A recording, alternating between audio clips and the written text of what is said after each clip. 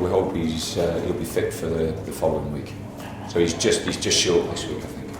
Got striker problems?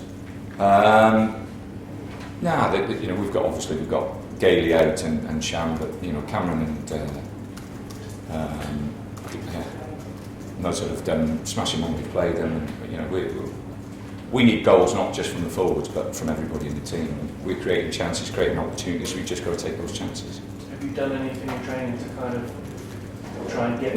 It's more. I think it's more confidence and a little bit of good forwards. We need a break. I watched the Arsenal game and the referee blows up. They say 30 seconds before time's out. In our game, he played almost 3.5 minutes in both halves over time.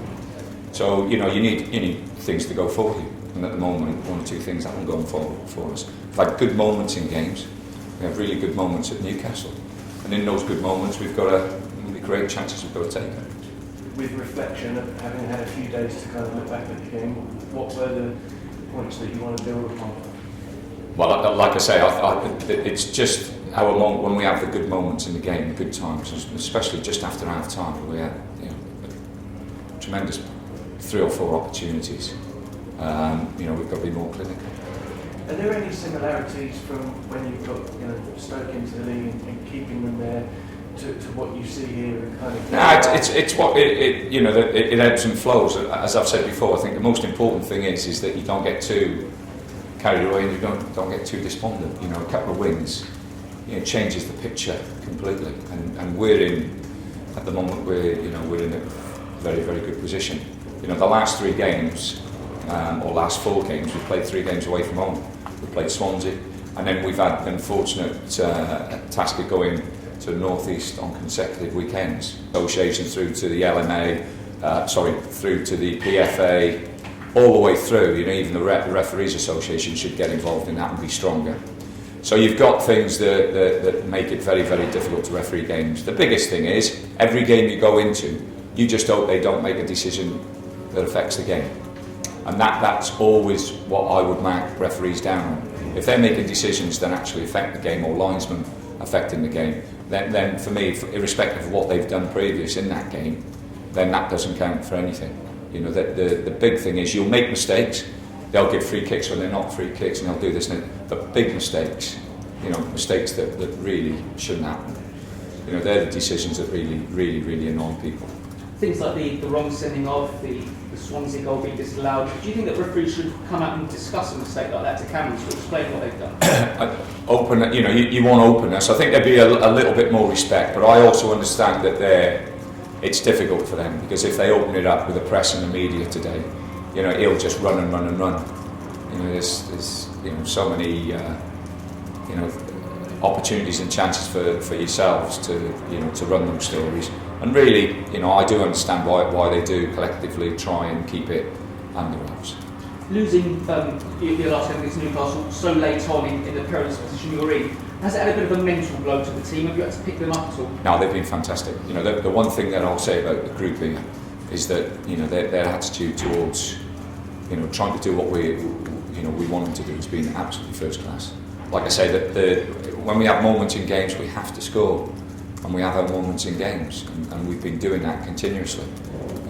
We need a couple of breaks. We need certain decisions to go for us and not against us, when it's right for it to go for us. We don't need that happening, but no, they've been fantastic. When you arrived here, your impact was instantaneous. You went from the bottom of the table, doomed, in many people's eyes.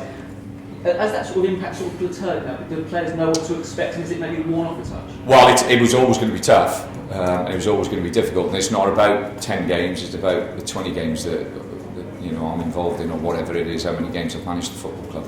And the Premier, the Premier League is, from the start to the finishes, we're going to see this year. It's not, just a run of 10 games. It's when I watched the game on Tuesday, I went up to Ipswich and watched it, and he did smash him, great goal. Would you be interested in bringing him back? If I do that, I'll be speaking to Ipswich before I'll be speaking to you. Okay.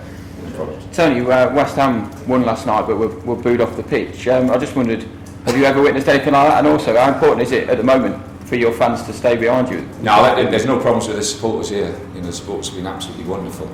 And you know, that's one of the big reasons and one of the big hopes that we'll have in the weeks to come, is that, you know, even at Newcastle, you know, we took nearly 3,000 supporters to Newcastle, and we played the previous week at, you know, at Sunderland. So supporters have been wonderful. There's no problems here. I can't speak on behalf of Sam or you know, about the West Ham supporters. You know, that's for Sam to discuss and for West Ham to discuss. Any other team? Tony, what kind of points total do you think will be required to stay up? A point above that third from bottom, whatever it takes. I think, like I say, the target, my target is always the next game. And doing the best we can the next game and the next game and the next game. And that's what I'll be talking to the players about. You know, we'll be focused on trying to get a result against one of the best teams, could be the best team in England this year. What kind of quality do you think it requires to stay up from your team? I think you need a little bit of luck along the way, but you need players who are going to relish the challenge, and the players have got to do that. They've got to relish the challenge. Tony, you've been talking about needing the breaks, getting a bit of luck. You're certainly going to have a little bit of fortune against Chelsea, aren't you?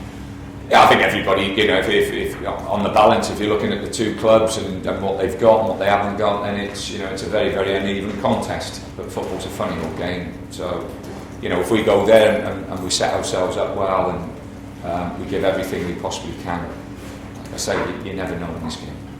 It was a very close game back in December against them at Stamford Bridge. It must give the players belief that they can do it. Yeah, you know, I don't really, you know, that was then this week with the players. You know, when we get in there, we've got to start hitting the target. You know, there's lots of occasions where we're there and we're snatching at things. We've got to start hitting the target. Can the fans make the difference for you? No, they've been wonderful, and we've got 4 games left, 4 big games on. So, you know, and I'm sure we'll take a lot of numbers to the away games as we've done. And we just need them to stick with us. There's no doubt in my mind they will. Good luck for Saturday. Thank Camera you. yourself, please. Tony,